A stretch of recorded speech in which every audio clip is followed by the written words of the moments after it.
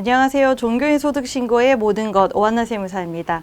이번 시간에는 종교인도 헌금, 기부금 영수증을 챙겨야 하는 이유에 대해서 같이 알아볼게요.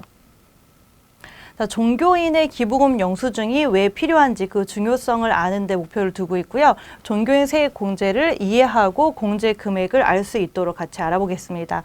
종교인과 기부금, 그리고 종교인 공제 일반적인 내용들, 그리고 세액 공제 금액까지 알아볼게요.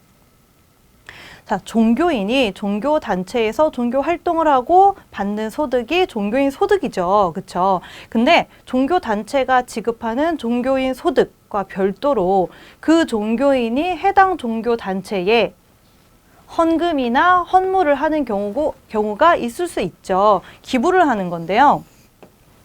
이 기부하는 금액은 종교인 소득과는 완전히 별개의 성격이겠죠. 이제 따로 관리를 해야 되는데 그 기부하는 이 헌금에 대해서도 기부금 세액공제 해주고 있습니다. 대상이 돼요. 우리 기부금 세액공제 대상이 되기 때문에 기부금 영수증을 별도로 종교단체에서 발급을 받아야 되겠죠. 물론 종교인이 종교단체가 아니라 기타 다른 기부처에다가 기부를 하고 기부금 영수증을 받는다면 당연히 기부금 세액공제 받겠죠. 근데 우리 종교단체에 기부하는, 헌금하는 그 금액에 대해서 더 관리를 유의해서 해야 되는 이유가 뭐냐면 이런 경우예요. 거의 종교인과 종교단체가 이제 물화일체인 경우가 있을 수 있어요. 내가 종교단체고 종교단체가 나이고 거의 이제 이 재정 분리가 안 되는 경우가 있어요. 그렇기 때문에 지급하는 종교인 소득도 불분명하고 종교인이 다시 종교단체에 헌금하는 들어가는 그 금액도 불분명하고 그런 경우가 사실 많아요. 좀 영세한 종교단체인 경우에는 그런 경우가 많은데 명확하게 구분을 해야 됩니다. 그래서 종교단체가 지급하는 소득은 그 소득대로 신고를 해야 되고 종교인이 기부하는 금액은 그 기부대로 기부금 영수증을 발급해서 세액공제를 받는 거예요. 그래서 이 기부금 영수증을 아마 종교인, 종교단체에서 기부금 영수증은 익숙할 거예요. 왜냐하면 성도분들, 이제 다른 성도들한테 기부금 영수증을 발급을 매년 해주고 있으니까 똑같다고 보시면 돼요. 그래서 기부자의 종교인 인적사항 들어가고요. 그리고 기부금 단체에는 종교단체의 사항들이 들어가는 거죠. 그래서 뭐가 가장 중요하다? 종교단체와 종교인 간의 그 재정을 분리하는 것이 중요하다라는 그 포인트가 되는 거예요. 그럼 기부금 세액공제의 일반적인 내용을 좀 살펴볼게요.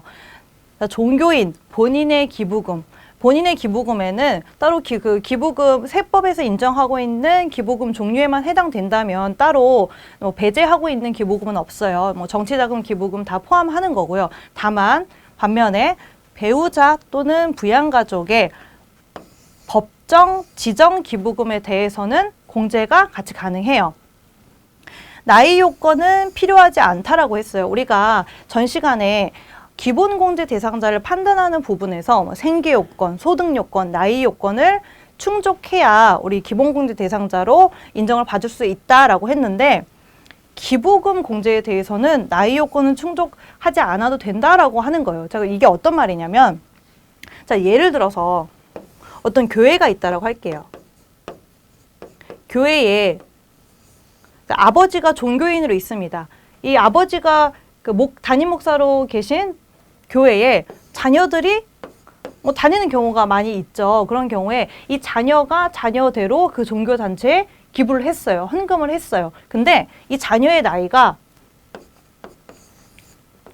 25세입니다. 장애인인 경우에는 나이 요건을 따지지 않겠지만 장애인이 아닌 경우에는 몇 세가 넘으면 안 돼요?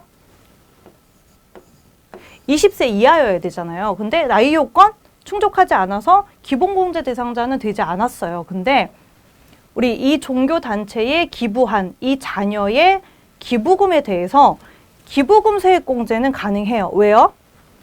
나이 요건은 따지지 않는다고 했잖아요. 이런 거 우리 절세 하는데 도움이 많이 되는 포인트가 될 수 있겠죠. 그렇기 때문에 그 종교인이 우리가 뭐 세액을 계산을 할 때, 연말정산을 할 때에 20세가 넘은 자녀의 기부금 영수증도 함께 제출하면 더 세금을 줄일 수 있는 효과가 있겠죠.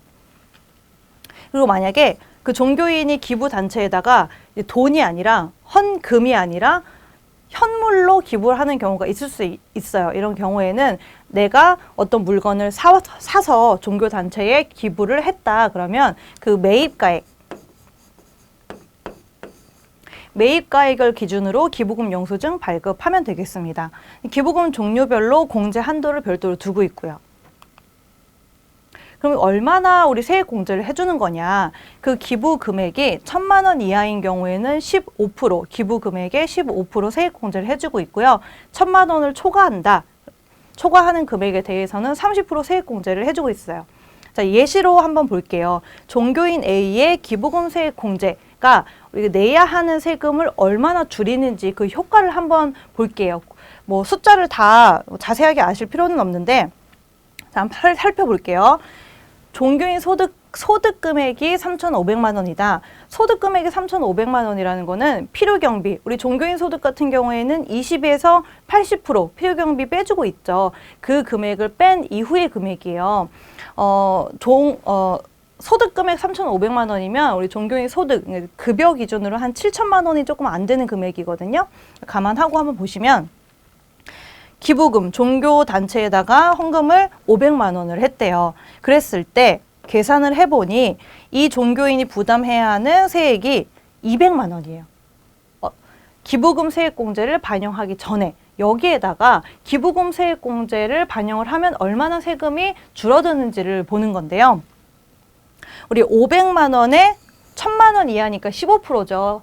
세액 공제율이 15% 계산하면 75만 원이에요.